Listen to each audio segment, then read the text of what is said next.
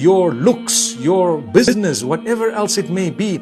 Don't be proud. You are not far from Allah's might. Allah is mightier than you are. If Allah wants, He can take it away in a flash. He has done it to others. Why do you watch them, hear about them, and think it's never going to happen to you?